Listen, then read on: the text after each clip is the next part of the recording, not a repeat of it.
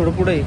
दादा, पुण्यातलं जे काही मुलीचे अत्याचार प्रकरण घडलंय, अशाच अत्याचाराचे प्रकरण सातत्याने घडत आहेत आणि कायदा सुव्यवस्थेचा प्रश्न राज्यात निर्माण झाला.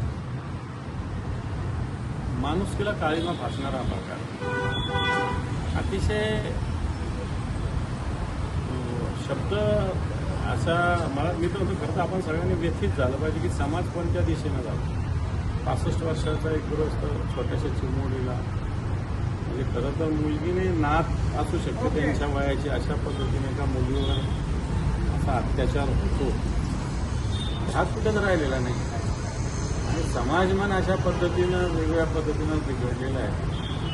कारण या समाजात अराजकता निर्माण झाली. कायद्याचा दाखवू नाही. बदलापूरचा काय झालं, काही झालं नाही. त्याच्या आधी मधल्या काळात घटना घडल्या, काही झालं नाही.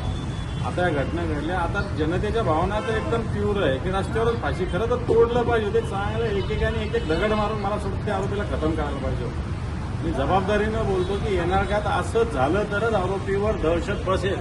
तुम्ही कायदा, नियम, पोलीस, खटले तो बोंदो बाबा 150-200